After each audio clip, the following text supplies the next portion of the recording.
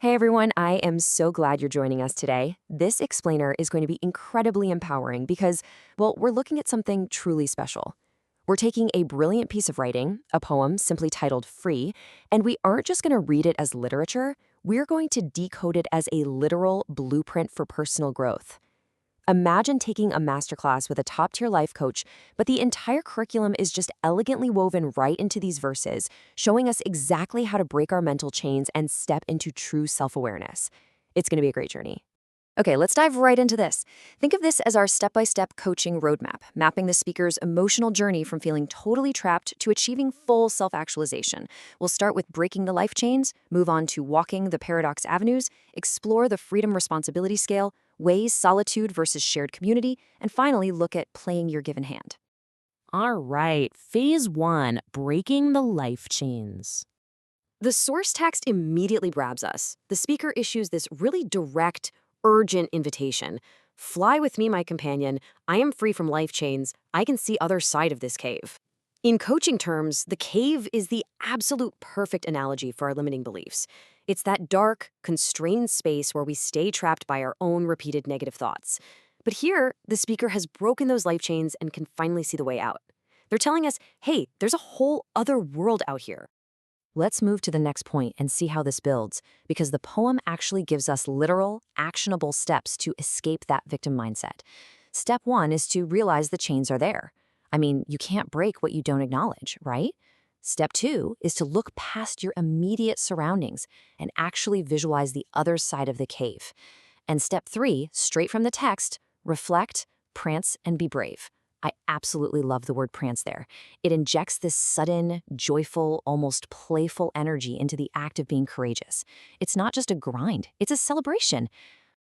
So I want to pause for just a second and ask you directly, what life chains are keeping you in the cave? What repeated ways, what ingrained habits or, limiting stories are holding you back from seeing that other side? Taking a quick moment to identify these is literally your very first step towards self-awareness. Moving on to the work phase of our roadmap. Part 2, walking the paradox avenues. Out in the light, the speaker encounters a massive realization. I have responsibility with my freedom. I can be an anarchist with responsible freedom. Wow, this is profound. They realize that true freedom isn't just chaotic rebellion. It means you can break the old rules. You can literally be an anarchist against your old self, but you absolutely must fully own the outcomes. So, the crucial point here is this core definition of responsible freedom. You're rebelling against your repeated ways, those old habits keeping you stuck. But simultaneously, the text says you are actively choosing accountability. Actually, scratch that. It's not just choosing it, it's embracing it. You don't just run wild, you take complete ownership of your new path. Any life coach will tell you this is the absolute bedrock of maturity. And a big part of that maturity is accepting the nature of reality. The text draws a very sharp comparison between moments of loss and moments of joy, fully acknowledging that life is packed with both. But the coaching lesson we pull from this is incredibly active. When moments of joy appear, you don't just passively sit there and experience them. No, the text instructs us to grab them with two thankful hands and be free in your wakeful acts. Gratitude here is a deliberate action, not just a fleeting feeling. Which brings us to the core philosophy of our explainer. Part 3. The freedom-responsibility scale. The poem gives us a very direct instruction right here. Point is to see life as a scale. One side is freedom, other responsibility. You simply cannot have one without the other. It's a delicate balancing act. If you want the freedom to completely shape your own life, you have to place an equal amount of weight on the responsibility side of that scale. Otherwise, the whole thing tips over into pure chaos. And this brilliantly illustrates how we translate art into practical action. We've taken these abstract, poetic symbols and decoded them into a highly functional coaching toolkit. The cave and chains, those equal our limiting beliefs and ignorance. The scales, we just discussed, that's accountability and balance. And a bit later, we'll see the given hand, which perfectly equates to radical acceptance. It's like a translation key for your life. The text goes on to warn us that life comes in pairs. Just like that scale of freedom and responsibility, there's another pair we have to weigh. Life as a prison versus life as an opportunity. The speaker tells us we have to choose living carefully. It's a stark, powerful reminder that whether you view your current situation as a cage or a launchpad is entirely up to the narrative you choose to adopt.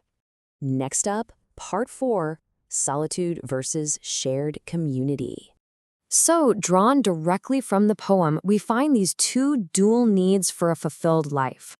When life is shared with community, it creates meaningful moments. We absolutely crave that human connection. However, when life is chosen in solitude, it provides moments of new clarities. It's a fantastic contrast. You need the quiet time alone to reflect and maintain your self-awareness, but you need the community to give all that newfound awareness real purpose and meaning. As a result of balancing all this, the speaker arrives at some deeply hard-earned realizations. They explicitly state, "I know I worked hard for this." Let's be real, escaping the cave wasn't magic. It took serious effort. They realize they found their way at last, and they accept their freedom. But here is the most beautiful part of the whole thing. Because of that community aspect, the speaker now looks back at the cave. They see there are others in misery, people still locked in their own prisons, and they actively wish to share this freedom with them.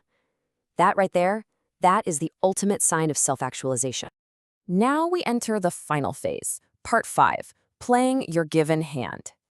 Now, what's really interesting about this metaphor is the way the speaker chooses to wrap things up. They say, "I love to make best of my life with my given hand to play." It's a classic card game analogy. When you play cards, you don't get to choose the cards you're dealt. That's your life circumstances, genetics, past trauma, all the random stuff. But you have complete, 100% control over exactly how you play that hand. The speaker recognizes a very neat split in life's reality. Think of it as a clean 50-50 split. There are things in my power, the way we react, the way we embrace our own responsibility. And then there are things out of my being, the hand we are dealt, those massive external events we literally cannot control. The Stoic lesson here is that we must radically accept the half we can't change, so we can fiercely optimize the half we can. Listen to this ultimate coaching mantra drawn straight from the text. Some things are in my power, others are out of my being. It is literally an exclamation of release. When you finally internalize this, those remaining life chains just fall right off. You stop fighting the things you can't control, and you take massive, focused action on the things you can. So as we wrap up this explainer today, I want to leave you with this provocative final thought. If you accept the hand you've been dealt, how will you balance your freedom and responsibility today? I really hope this roadmap has given you the clarity to step out of that cave, become that responsible anarchist against your own bad habits, and grab those moments of joy with two thankful hands. Keep learning, keep reflecting, and we'll see you in the next explainer.